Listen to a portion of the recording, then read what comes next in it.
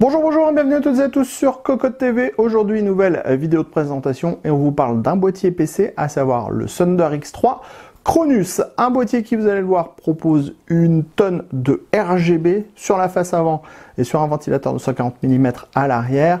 Le châssis est au format EATX. Il propose tout ce qu'on attend d'un châssis aujourd'hui. On a même dans le bundle quelques accessoires assez sympas comme un card holder pour pouvoir maintenir votre carte graphique. Ce boîtier est proposé à un tarif de 89,90 € sur internet. On vous propose de le découvrir, c'est tout de suite, c'est maintenant, c'est sur Cocotte TV. On commence comme toujours avec les tech specs de ce boîtier. On est sur un boîtier moyen tour compatible EATX, ATX, Micro ATX, ITX. Au niveau des dimensions, on est sur 230 mm de largeur, sur 470 mm de hauteur, 390 mm de profondeur, le poids est de 7,5 kg. Sachez que vous aurez livré avec le boîtier cet intéressant card holder qui vous permettra de soutenir votre carte graphique. Donc ça se colle tout simplement avec un double face dans le fond du boîtier. Après on règle la hauteur, donc ça va soutenir votre carte graphique. Et on a aussi ça, deux gros passe-câbles à coller à l'arrière du plateau de la carte mère, ce qui vous permettra d'avoir un super rangement à l'arrière du plateau. On découvre donc maintenant ce Cronus dans son intégralité. Au niveau du style, c'est très orienté gamer. On a une face avant qui est hyper agressive avec des formes très travaillées. Et vous le verrez une fois le boîtier allumé, on a également une tonne de RGB sur cette face avant. La face avant est donc en plastique avec des grandes ouïes d'aération. On va voir différents matériaux, enfin pas matériaux, on va voir différents aspects avec du plastique lisse au centre, du plastique imitation carbone sur les côtés. Ici, on va trouver le logo Thunder X3 qui va s'illuminer en RGB. Et là, on va avoir deux grandes bandes de LED qui vont s'illuminer également en RGB. Derrière, on trouve une grille. La grille, elle est compatible avec 3 ventilateurs de 120 mm ou 2 ventilateurs de 140 mm. Sur le côté gauche, on trouve un panneau en verre trempé, 4 mm d'épaisseur. Il est maintenu sur un cadre en acier avec 2 vis à main à l'arrière et les pourtours de ce panneau en verre trempé sont peints en noir. Sur le côté gauche, on trouve un panneau en acier, lui aussi maintenu par 2 vis à main à l'arrière.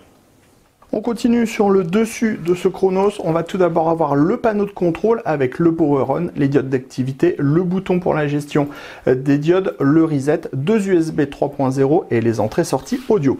Ensuite, on va avoir une grille un petit peu plus en arrière qui est protégée par un mesh plastique aimanté. En dessous, on va trouver des emplacements qui sont compatibles 2 x 120 mm ou 2 x 140 mm. À l'arrière, on va avoir un ventilateur de 140 mm en ARGB, l'emplacement pour la plaque IO-Shield de la carte mère, 1, 2, 3, 4, 5, 6, 7 slots d'extension classique. On va également en trouver 3 à 90 degrés. Les slots sont ajourés. Par contre, attention, chaque cache est soudée. Il faudra donc l'arracher pour monter les cartes graphiques. Enfin, dans la partie basse, on retrouve l'emplacement à destination de l'alimentation. On termine ce tour extérieur sous le Cronus où on va avoir 4 pieds en plastique de type IFI avec des patins en mousse. On va également avoir un filtre en mèche plastique sous l'alimentation. Et ici, vous pouvez voir la vis à main qui permet de maintenir la cage HDD qui est montée sur des supports en caoutchouc et qui est donc amovible.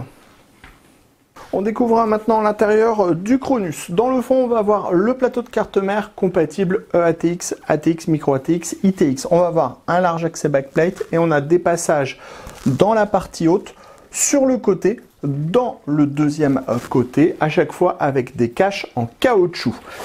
Dans la partie avant, on va retrouver la grille qui est compatible 3 x 120 mm ou 2 x 140 mm. Pour les radiateurs de water cooling, ça sera 240 mm maximum. On a bien une ouverture au niveau du cache alimentation, mais elle est vraiment destinée juste à un ventilateur. Dans la partie basse, on a justement le plateau d'alimentation avec deux entrées dans le fond. On a également une entrée à l'avant pour pouvoir voir l'alimentation si par exemple vous utilisez une alimentation de type RGB. Sachez qu'on a des petits rubbers en mousse qui sont disposés sous l'alimentation.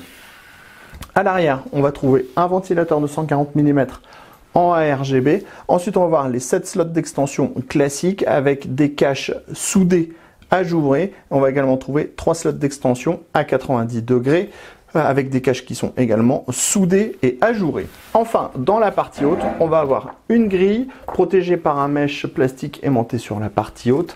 La grille est compatible 2 x 120 mm ou 2 x 140 mm. Pour les radiateurs de water cooling, ça sera 240 mm maximum.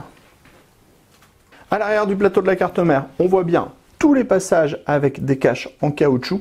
On a aussi beaucoup de dispositifs pour pouvoir installer des colliers. Ici, on va retrouver le PCB qui va permettre la gestion du RGB à l'avant du boîtier, mais aussi sur le ventilateur arrière. On pourra relier des ventilateurs additionnels, 5, mais attention, il faudra que ce soit des ventilateurs de la marque. Ensuite, on a deux connecteurs ARGB à l'arrière. Donc, si on veut ajouter d'autres dispositifs RGB, ça sera géré sans problème grâce au petit bouton qui sera à l'avant. Ensuite, ici, on le voit, on a les goulottes qui sont présentes de base. On en a deux autres dans le bundle à coller. On a la cage HDD dans la partie basse, elle permettra l'installation des disques durs et des SSD à l'aide de vis. Enfin, on a deux braquettes SSD 2,5 pouces qui sont également amovibles. On termine dans la partie basse avec l'emplacement de l'alimentation et ces petits patins en mousse qui limiteront les vibrations.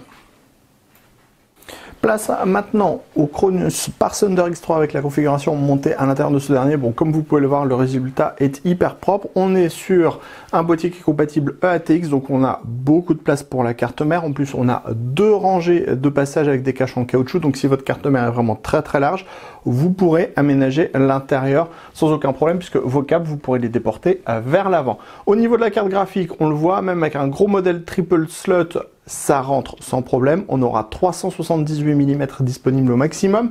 Et pour le ventirad CPU, sachez que vous pourrez monter jusqu'à 180 mm de hauteur.